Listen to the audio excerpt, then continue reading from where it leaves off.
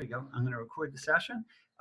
Welcome, Alan Selis, CIS for Career Technology Education. I am really honored and delighted to have my colleague, my partner, my favorite person with a sense of voice and justice in the world, Hedreich Nichols von Reichert, who is presented to talk to us about creating high engagement in the classroom. So Hedreich is the 6th grade technology teachers at the amazing Summit campus of Uplift. And we're so delighted to learn from her. I'll be turning everything over to her, and I'll be kind of managing the chat box. If there's anything you want to call out, I'll be keeping my eyes there. And I've made it my policy, knowing how our digital communications work, to say if there's someone you see in the meeting who does not belong here, please let me know, and I will exclude that person from the meeting for everyone's confidentiality and safety and and emotional security. And if you experience anything that is inappropriate or harassing, message me, and that person will be excluded from the meeting. Otherwise, welcome here. I'm so glad to be with colleagues. And Hedreich, I turn over to you, and I'm here to sit at your feet and learn. So all yours. All right. I want to give you guys as much information as we can get to, so I'll just go ahead and jump right in. Everybody got it? Ta-da! So hopefully at the end of this, you'll be able to integrate at least 3 engagement strategies on your next instructional period. The one thing I want to talk about is that engagement is platform agnostic. We've talked so much about apps and tools and this LMS and that piece of technology, these devices, those hotspots. Beyond getting our kids connected and making sure that they have those tools, it does not matter what tools you have.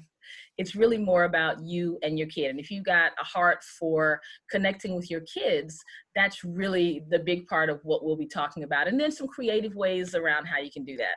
I am going in, my assumption is that everybody has some kind of a home base. So a Google Classroom, a Schoology, a Canvas, a ManageBack, those are kind of places where you can put all of your material into one place and kids know this is my virtual classroom. This is my classroom. I'll see you in class.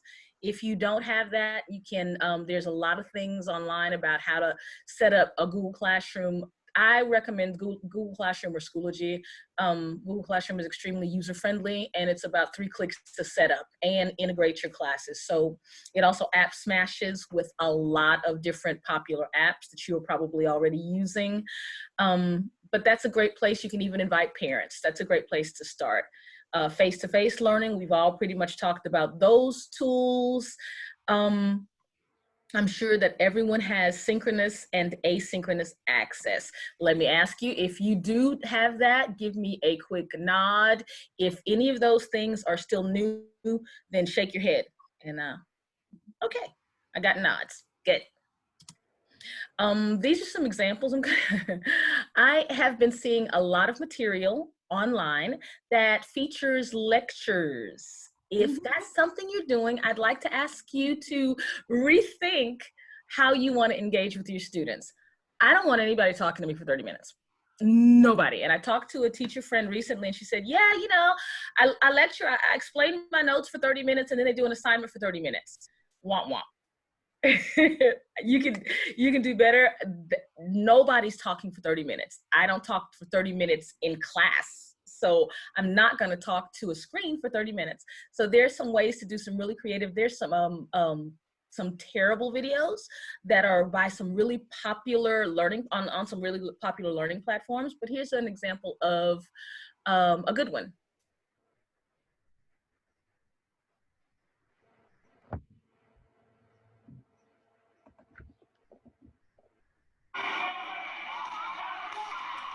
So we can't see the video screen. There we go. Hey guys, Anthony here from Mashup Math. If you're new, welcome, and if you've been with us for a while, thanks again for stopping by. This is something different, something we haven't, and why we want to avoid things like just simply memorizing questions and doing a lot of robotic repetition and practice. It's about understanding, and activities like this help us to do that.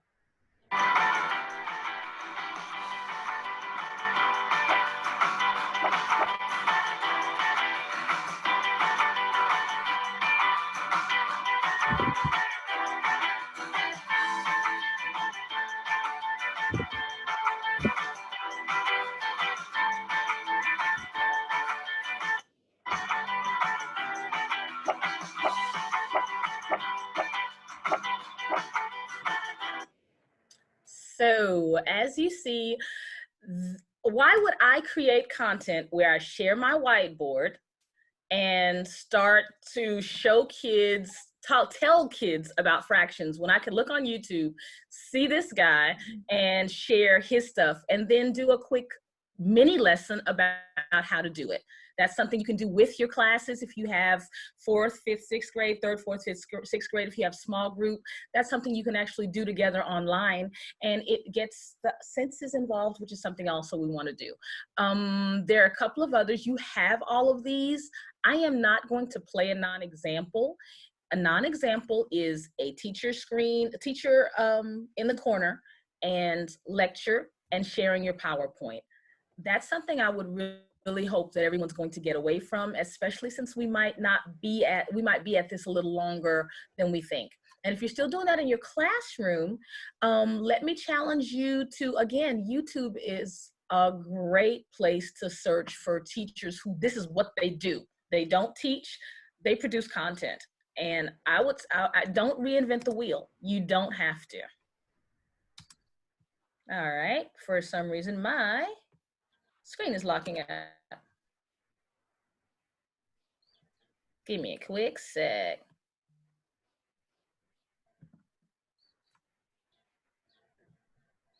All right, the other thing I would really like to talk about is, I want to share a strategy that I learned from actually somebody who's here on the line, Elizabeth. As you can see, I am looking at my screen and look at the difference. Hi, Kelly, how are you? Hey, Cruz, how are you? Just watching I talk into the dot. I don't get to look at your faces. The tendency, of course, is to look at oh, let me see who's here and read names and talk about who's there.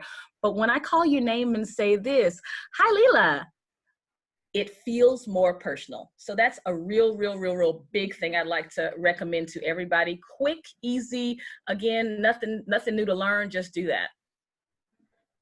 All right, let's see if she works again. Yep. This is what we've been doing in my class. I teach, I make sure that there's solid content. I pull a teak, I do something small, but I really try to engage with my kids. So we have had pets online. We've had parents pop in and play Kahoot with us. Kahoot, if you don't know it, that is the one app I would suggest you get to learn.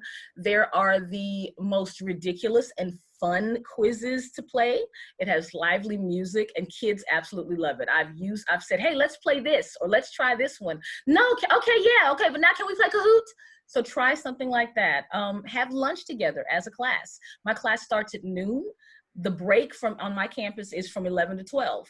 So I can start early at 11:30. Let's get together, let's have some lunch.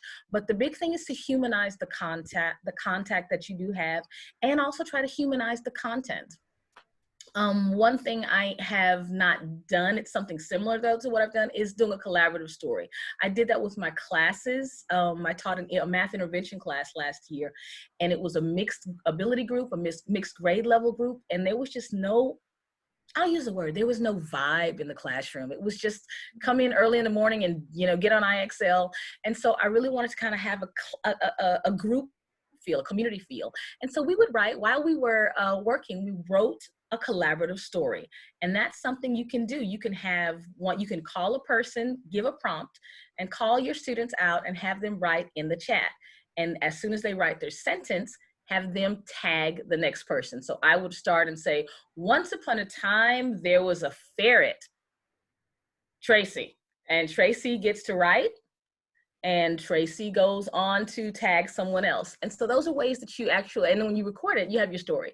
Those are ways that you involve, you engage with your kids, and you make sure that they engage with each other, because I'm sure that the biggest thing you all are hearing is that they miss their friends. I miss my friends. I'm sad. I'm lonely. I don't get to see my friends. So those are the kinds of things. Again, your YouTube content, don't reinvent the wheel. YouTube has some great content creators. It takes me forever to edit a video. Cause I like this and I want, let's try this effect. And look what I can do. I can make it do that. That is a 2 to 3 hour process that I don't need to do because there's 98% of the time content online that you can already use. And that takes us to Edpuzzle. If you don't know Edpuzzle, that is one thing I'd also I advise you. It's also a pretty simple 2 or 3 click setup. And with Edpuzzle, you can put a video into Edpuzzle, whatever your content is, run it through Edpuzzle, and you can add questions. So it's interactive. It makes stops. Edpuzzle and Flocabulary both work the same way. And those are both on the list at the back of the page, and you'll get all of those links as well. Watch parties. Does anyone know House Party? Okay, House Party is a new app that it's kind of a new COVID era app that some of the younger teachers on my campus are using, and they give rewards so that if kids get all of their work done or they hit a certain target, they get to come to a watch party, a lunch watch party, and you just open the app and you can watch, Stranger Things or Outer Banks. I would recommend find out what's popular with your grade level, especially if you have middle schoolers and high schoolers. Find out what's going on Netflix and on Hulu and go back and rewatch, season 1 or watch that favorite episode with them. Those are ways that you can connect, really trying to find out what they're doing right now, what they're enjoying right now, and then make it a group activity. And so you don't have to reinvent the wheel or come up with something new, but use what they're already doing and just engage everyone and have them engage with one another. There's also a link. There are lots of celebrity read aloud. So if you are a K-4 teacher and you are reading to your children, one, I would suggest you keep doing that because they need to see your face. But you can also, to mix it up a bit, add celebrity read alouds. Michelle Obama has one where she just reads children's books, and it's nothing big. You can ask a comprehension question if you'd like.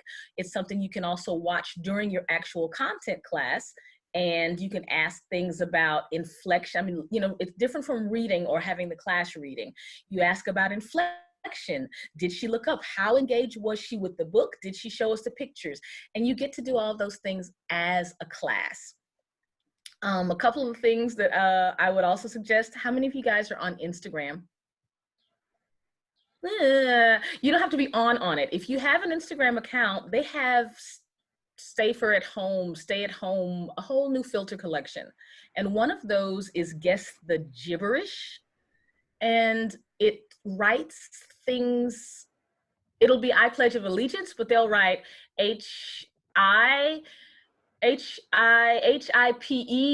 and then ledge, and then OFF, and ALL, and then something weird about Egypt, and you have to figure out what it is. So we play that in class. I literally put it up on my screen and hold my phone up to my head. So those are tools that you already have. You just go to Instagram, swipe right. Let's try it. See if you can find it. If you have Instagram, open your Instagram and swipe right and find your filter.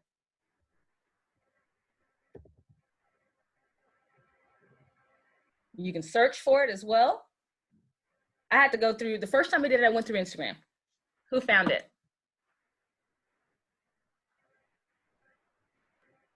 Every time I try to open you guys up. There we go. Who's got it? Come on, you guys got this.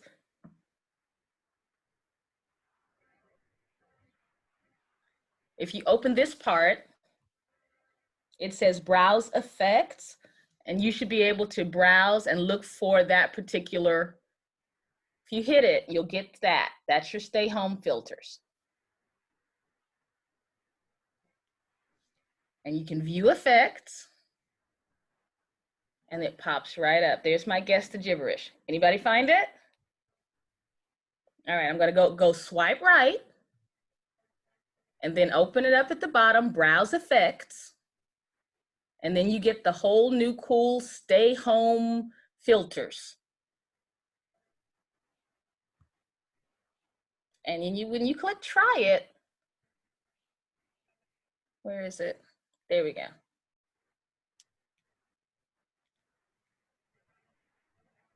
My kids swear they can actually see that.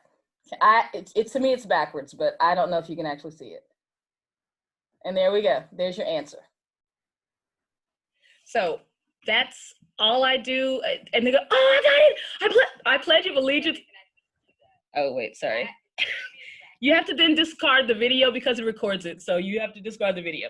So that's something you can play with. But my kids got a kick out of it, and I got lucky. The first time we played, literally, I Pledge of Allegiance was one of them, which was a very school kind of a thing. So it was kind of neat. All right, let me move on. Where am I? How did I get all the way here? There we go. Socio-emotional learning. This is really what this is about. I do a lot of things on equity. I do a lot of things on tech. When it comes down to it, I'm always talking about socio-emotional learning, because from a distance doesn't mean at a distance. You know, we don't have to keep them at bay, and we should feel connected even though we're apart. Your LMS, your class memory posts, if you have a camera roll, now's a great time to dig it out. I have sent some things to my 8th grade teachers to post that my 8th graders are not going to have any kind of a ceremony to go to high school. So I've posted some of the videos and pictures of projects they did in 6th grade. So if you have a camera roll, use that, pull up the material that you already have. Again, the big thing I want, if you leave with one thing, I want you to be able to use something that you have to better engage with your kids. Not learn something new, not go find something new, except get the gibberish. The gibberish thing is fun. Class memory questions. We're doing right now a yearbook project, and all I did was say post 2 pics that remind you of fall, because we're restricted as far as time. They want us to do small assignments that kids can finish quickly so they're not on screen all day, and I appreciate that. So this week, all they have to do is find 2 pictures that remind them of fall, hopefully from their camera roll, but they can also use internet. They get to cite them, and they get to remember what it was like when we were in school. So a couple of kids posted actual campus pictures, and that was neat. You can ask what they remember about fall. What do they remember about Christmas? What do they remember about the field trip? And use those things as starters. One other starter that's, again, really quick, doesn't have to have zero prep. I ask this or that questions. Do you guys know this or that? If you have middle school or younger kids, you might know this or that. It's literally this or that. So to get in my classroom, the password is always a this or that question. Waffles or bacon? Everybody type in the chat. I'm not sorry, waffles or pancakes? Type in the chat. Which one? And then I take a poll and I let kids know, hey, our campus is a waffle campus, or our campus is a pancake campus. Watch the bacon sausage thing, especially if you have kids who are from Muslim countries, because a lot of people don't eat pork. So, all right. Alan, would you give us the data on that? Are we a waffles group or a pancake group? Yeah, so best I can tell, we're a waffles group, but just edged out pancake by a little bit. Ah, okay, so 50-50. All right, so No, we are a waffles class, but a strong pancake voice that we want to just be respectful of, that's all. Okay, yes, well, yes, absolutely. We do want to represent our pancake voice. That's important, you know, that all students are represented. So thank you, pancake people and waffle people, you know, hey. So that, for some reason, kids actually get a big kick out of it. It takes zero prep times. Occasionally ask my high schooler, hey, is this a good question? Or do you think it's lame? You know, TikTok or YouTube, those kind of things. It doesn't, but they get a kick out of discussing them and saying, no, man, are you kidding me? YouTube's way better. And you let a little chaos happen at the beginning of class. Mm-hmm. Today we did breakout rooms, but often I do whole group. I'll put something in a question up and let them talk across each other. And they look like, the quieter kids look like this. And the loud kids scream over each other. And it's a good thing because they get that, it's a classroom feel. You know, if you teach, especially if you teach 4th to high school, the transition is always a bit chaotic, a bit lively. So it's okay to let that happen. Email greetings, that's a big one. You are not going to get all of your kids engaged in live instruction at the same time. That's an illusion. There are many, many different reasons why not. And the best thing what we're trying to do is to support them in the best way that we can. So email, if you have a Remind or a Blackboard parent link kind of a system, please use that. It's very time consuming if you go through, and especially if you have not elementary school, if you have larger classes, 86 kids, 150 kids, it's hard to do that for each of your students. But send out an email. I got one email thanking me as a parent for what I'm doing, managing work and my child's education. That was pretty powerful. So send a thank you and say, thanks parents, I know that you are doing a big part of my job. You're making sure that your child sits in front of the computer and gets their work done. Thank you. And I got, I did it after I got it. I did it. And the response was positive. I got, hey, you told my mama thank you. Like, yeah, I did. Why? I'm doing the work. Okay, well, thank you too, baby. I appreciate you. Use your LMS, pop in something fun. Hey guys, did you see this doggy video? There's a really popular golden retriever who dances.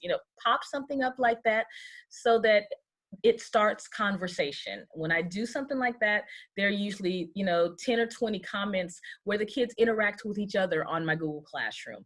And that's kind of what I want. Those kids who are not normally very social, sometimes they feel more comfortable writing a comment than they would have in class talking. So that's a really good opportunity to have those kids have a bigger voice. For those of you who are good I'm horrible at this one, but I have heard some wonderful things about teachers who are actually using snail mail.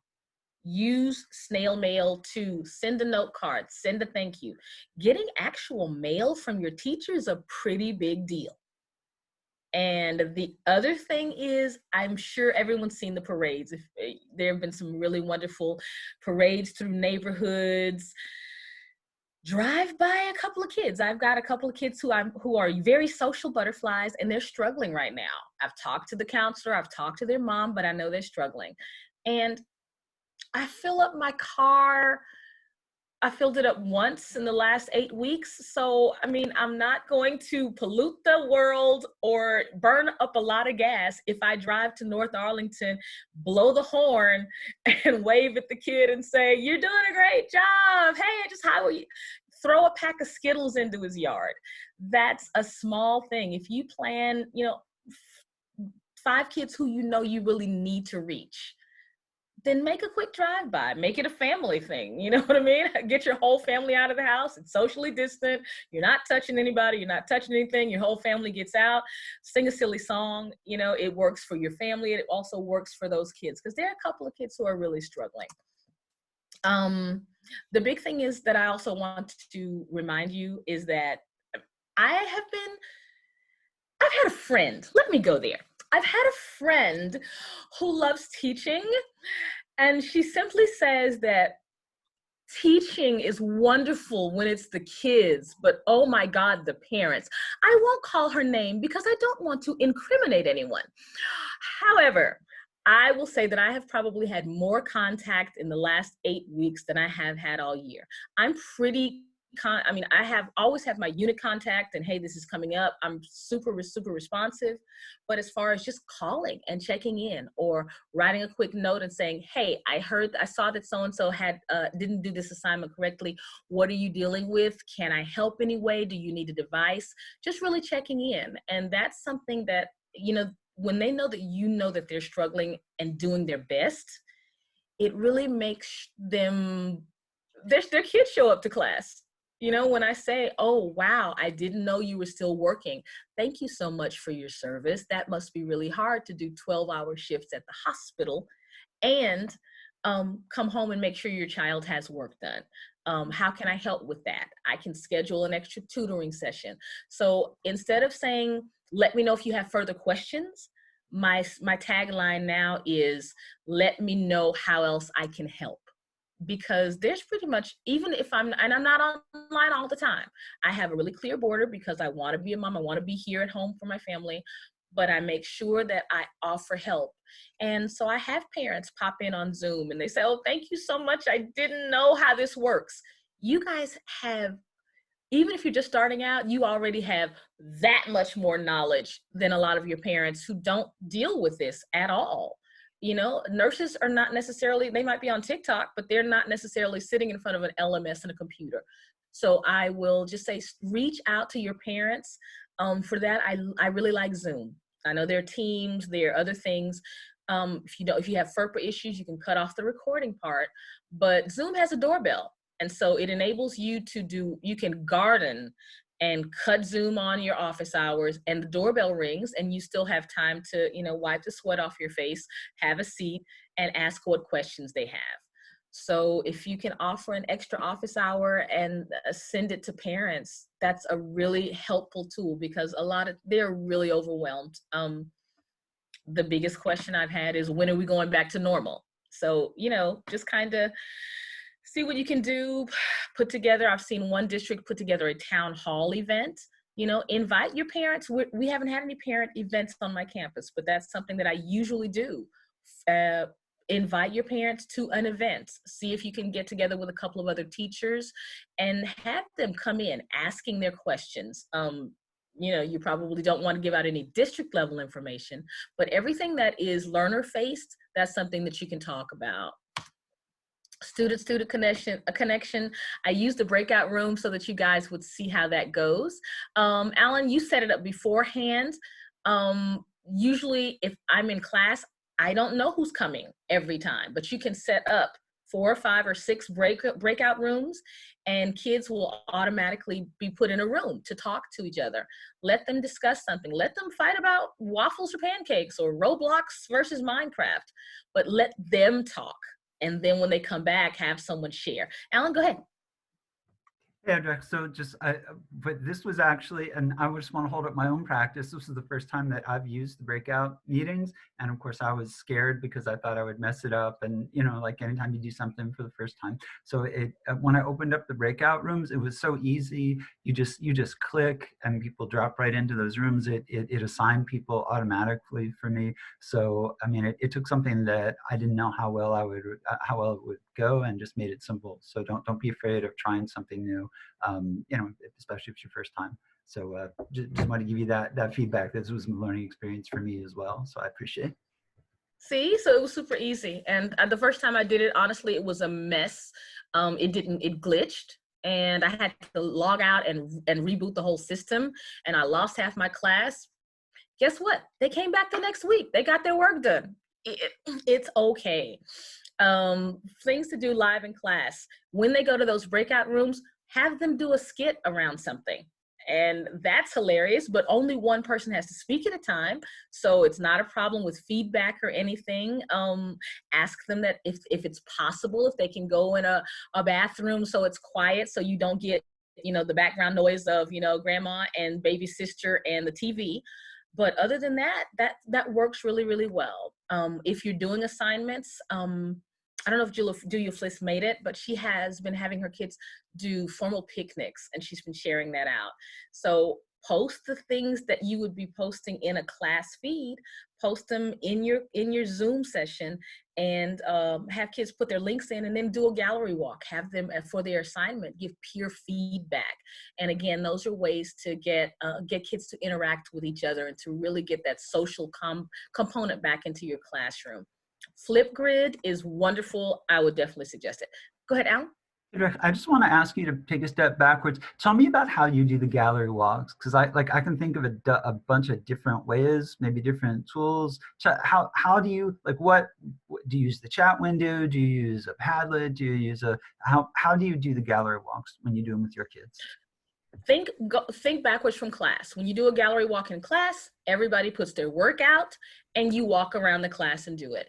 I use my Google Classroom for it. I find it more efficient, and I share my screen so that I can kind of see what's going on.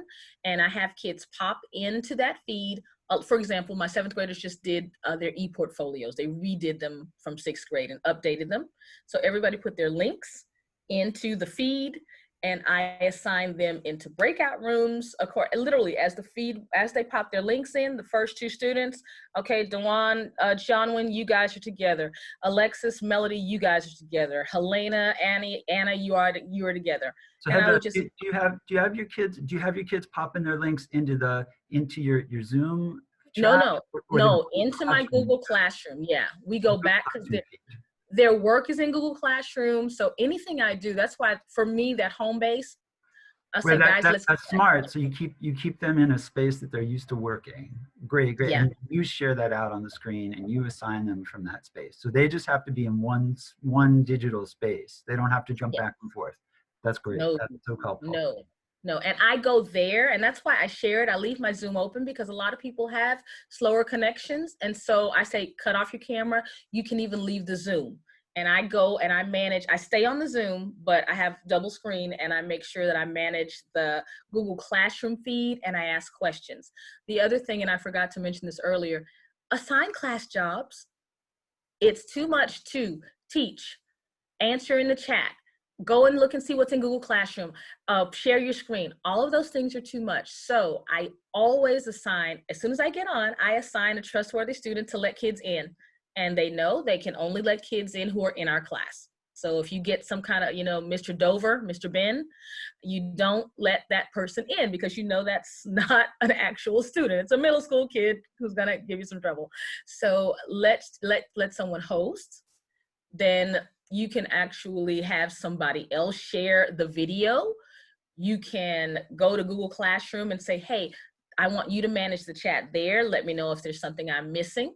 I'm going to share something on Zoom. I'm going to talk to a student on Zoom privately. Then I can actually have someone manage my Zoom chat in case someone asks a question there. So I've got 3 or 4 or 5 jobs. And if you're teaching 4th, 5th, 6th grade, they especially appreciate that because they're the ones who are missing those class jobs. If you don't know Google Draw, everybody go ahead and just Google Quick Draw real quick. Silly, fun. Yeah.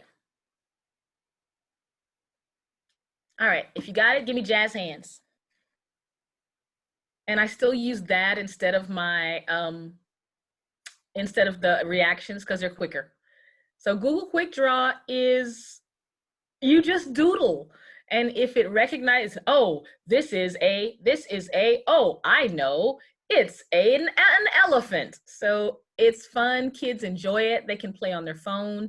They can play, you can share screens, you can do it on your computer or on a phone. So that's one, again, 0 prep. Let's play, I think Alan is playing Quick Draw. I'm looking at him laughing. Could you join us again? Get off Google Quick Draw. All right, guys, come again. It just erased me. It told me to draw an avocado, so I made this circle with some lines going across it. It's like you have an almond. Is it a pumpkin? It's finally in the end. It said, "Is this a hurricane?" So I cannot draw. I obviously cannot draw. That's what I learned from Google, that I can't draw.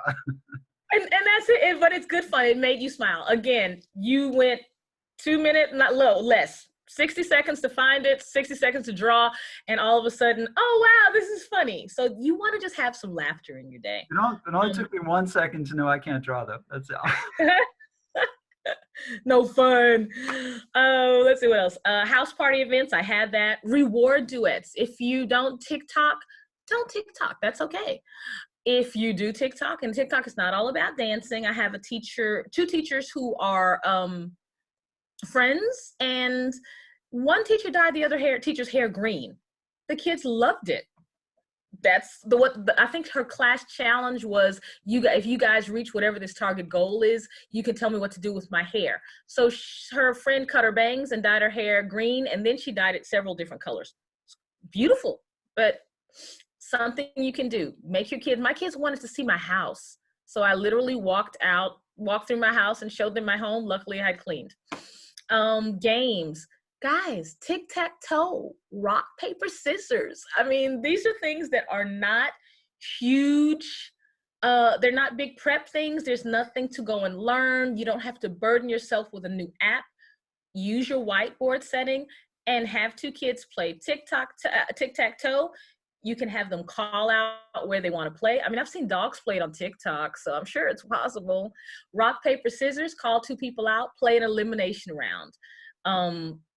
Physical brain breaks like dancing. If you are a K6 person, K4 especially, Go Noodle. If you don't know Go Noodle, go and look at Go Noodle. It's fun. Show and tell, pets, siblings, animals. I do a rainbow scavenger hunt where I say, find me something red, find me something green, find me something orange, find me something blue. And they go and put them all together, and then I shout them out on TikTok or shout them out on my class Twitter, or I send a note home and say, thank you for having your child lean in and learn well. Celebrate, don't forget to celebrate your birthdays, academic accomplishment, and just life. That's one of the things that we did earlier, was just to celebrate some things. I think it was, oh my God, Ziz, I think, in my group. And she said, what, celebrate something on school or in life? In life, because we're all under some challenging circumstances and there is always something to celebrate. Sometimes we have to look for it, but there's just always something to celebrate. That's kind of where I want to go right now. Grace. And I have a Google document, Google Sheets that I will share with everyone. If you have some special strategies, you can pop them in and we can all have some fun with that. But basically, I really want to encourage each one of you. I don't know any industry who could have made this kind of shift with this many moving pieces and this impacting this many people. Educators are amazing people. So you guys are amazing people. Patience is really the best remedy for every trouble. So if this is new for you, that's okay. Take your time, do something small, show your favorite stuffed animal. Find a baby picture of yourself to share. Here's one that I keep and I share it with my class. It's, hey, Chris. This is class engagement.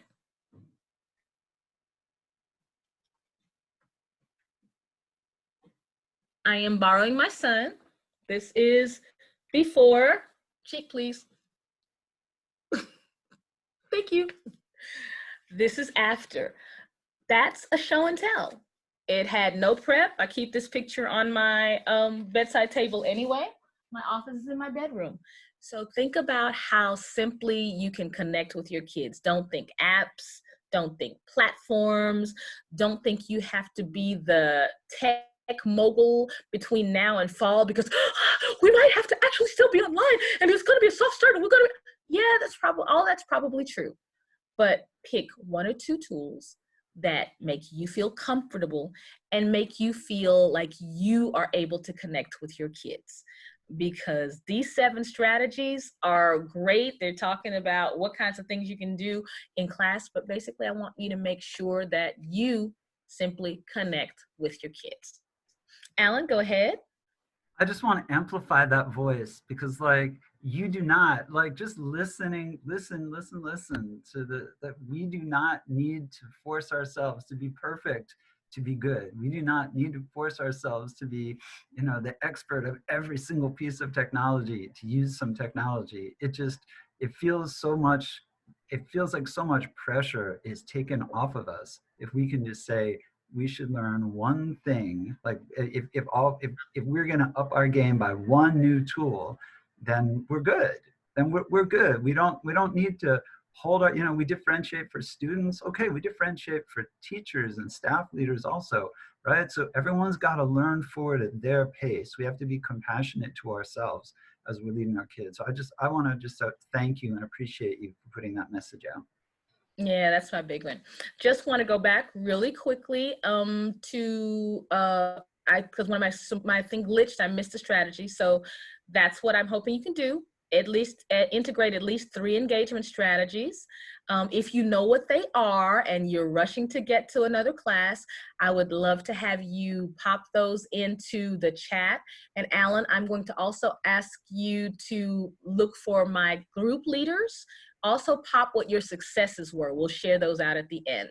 So you're going to give, my leaders are going to say what your successes were, and everyone's going to talk about 3 things that they learned that they might be able to use.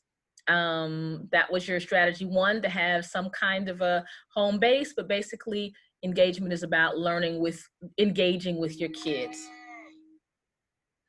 I did not get to this. I think I missed this one. The trickle effect, that's the new normal. Make sure that you realize your students are not going to get everything in on time. Your exit ticket is not going to be in at the end of class. Maybe you'll get 20 or 30%. If you're lucky, you'll get 40. After that, you'll be having a trickle of assignments in. Use that to be able to give better feedback.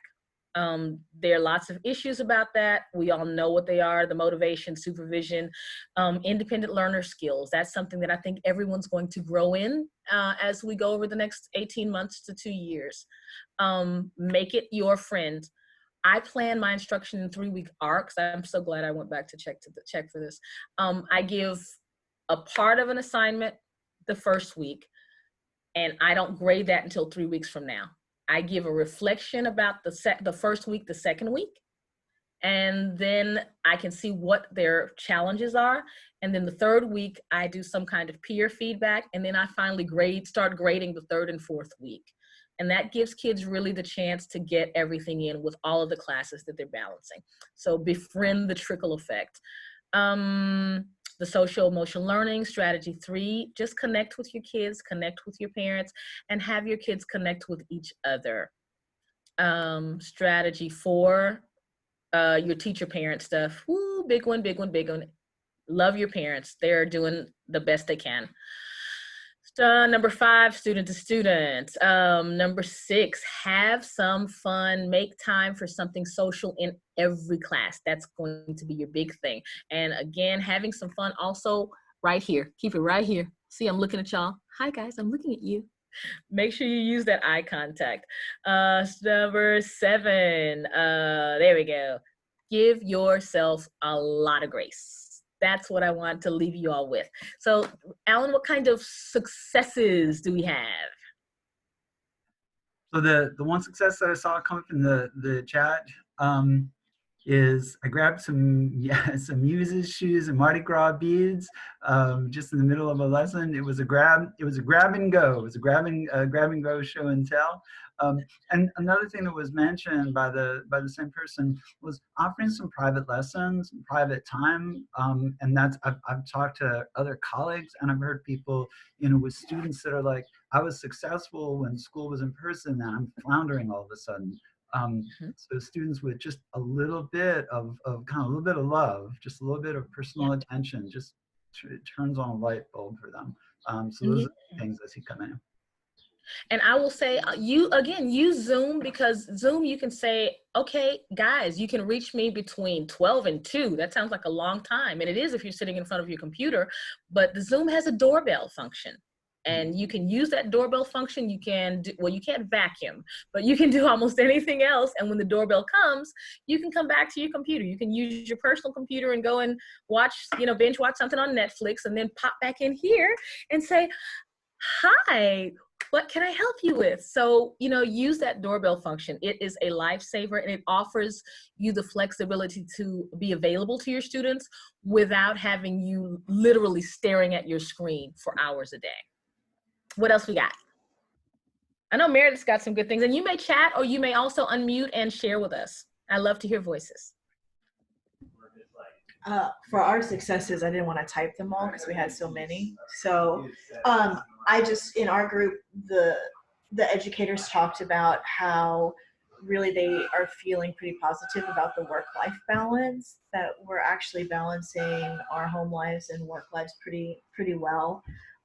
There's some other positives about, especially for the tech teachers, that our staff is now jumping into the 21st century, which is lovely. So they're actually learning all these tools that we've been trying to force them to learn for, years. And they actually know what we're talking about as tech teachers and are more receptive to training.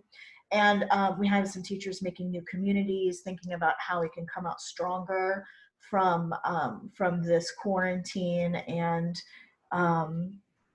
that our students really are trying. They're staying patient, and we're loving learning the new tools. And we've been really impressed with our students, and because we know how hard this is, and they've just been really trying their hardest. Yeah, those are some great things. Our kids are really, they're doing a great job. They're leaning in, parents as well. There's one thing I put it on my notes, but I forgot to share. Remember, while you're giving yourself some grace, I'm a goofball. I mean, I have a fine arts background, so I'm a total goofball. That is not everyone's style. You are not gonna get up in class and do this.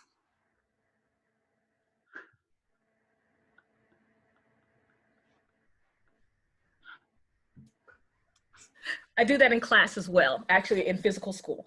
But everyone's not going to do that. But this is your chance to bond with your class clowns. So you don't have to invent all the content. You also don't have to be the fun person in your class. Be the content nerd. Do you, and have that class clown have a wonderful conversation with that person ahead of time.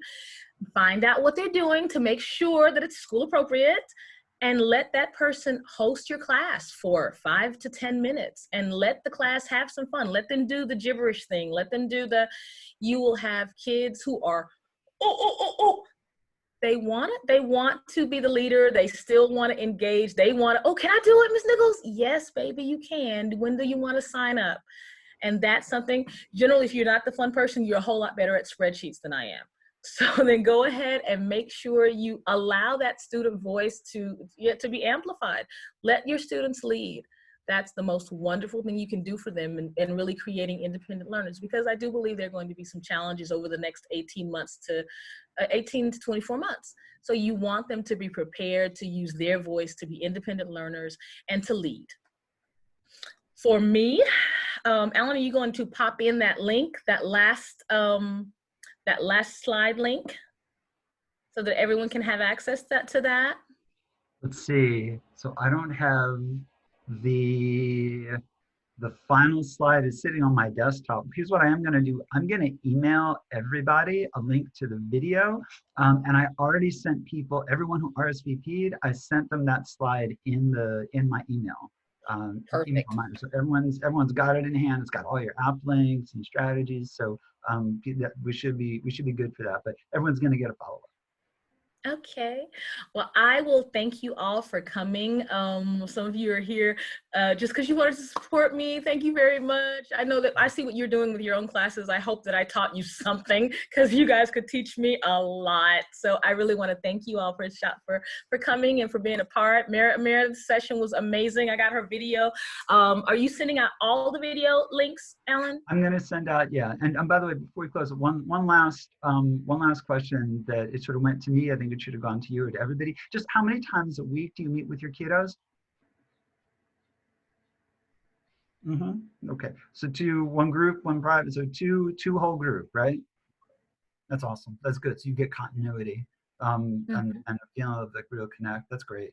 So and generally ELA, from what I'm hearing, ELA and math, they are generally meeting daily.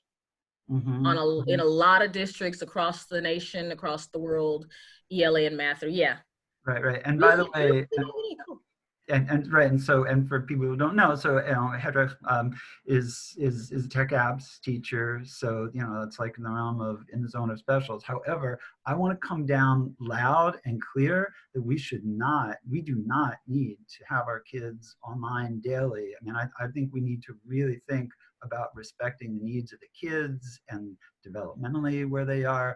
For some of them, like that screen time, is it the screen time that's connecting with other people is going to be so much more valuable, and maybe they're going to want to walk away from the screen and do their learning that way.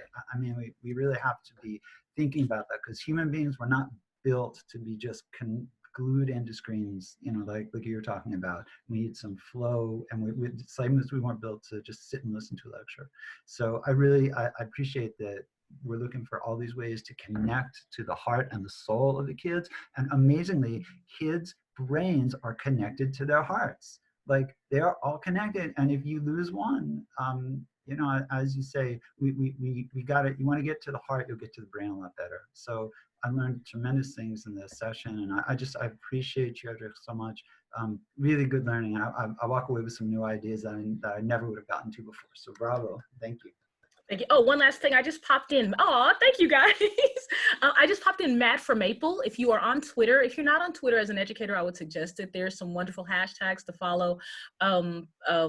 If you want those, email me, DM me. I won't go into that because time's almost up. But Matt for Maple is a teacher who is in China. And Kevin is in week 14, I believe. They are starting to open up schools. He is a Canadian who's teaching in China, but is stuck with his wife and their children in Japan because he still can't get into the country. So he's teaching remotely, and they're doing some kind of a soft start after 14 weeks. One of the things he talks about is connecting children to nature, and he's got some great videos and ideas. If you have Title I and your kids are maybe stuck in an apartment, the way you can skirt that is to say, all right, everybody, you have 90 seconds to go find me something, or 2 minutes, whatever. Go find me something green. It can be something outside, or it can be something green in your house. And those who have the opportunity, they're going to head outside usually. And so they'll bring me back some grass, they'll bring you back a clover, they'll bring you back a leaf. And anyone who doesn't have that opportunity will look around and find, you know, something green. And so, yeah, connect them to nature. Again, Mad for Maple, Kevin, he's a great opportunity. I will stay on the line for another 3 or 4 minutes if anyone has any special questions. And other than that, I wish you guys much grace, much patience, and thank you all for coming. I appreciate it. Bye, everybody. Bye, Meredith. Bye, Lena. Bye, Anne. Bye, Tracy. Bye, Sandra. Bye, Lisa. Bye, Cruz. Bye, Rashonda. Bye, Ellen. I just wanted to say thank you. You've been so amazing. I'm a teacher assistant. I left the link, well, you know, the chat, but it was so helpful, Mr. Allen. Thank you, because I've been watching, and I just want to be better to help my teacher. We have self-contained kids, but this has been such a blessing. I'm going to use everything you suggested, and I hope that we'll have all the links so I can be amazing teacher assistants for Uplift Wisdom. Rashonda, write this guy's name down. Desmond Dennis. Desmond Dennis. Okay. Desmond Dennis. Got it. He does these cool R&B remakes of all the like Baby Shark and Wheels on the Bus, all of that stuff. And okay. So for your smaller kids or for the self-contained babies, especially for the parents who are trying to find things that engage them, he does a lot of dance and costumes, and that's one thing that really is great for your younger learners and for our kids who are differently able. So yeah, share that one. Okay, thank you so much. I appreciate you. You're welcome. Thank you. Okay. Bye-bye. Tracy, hey.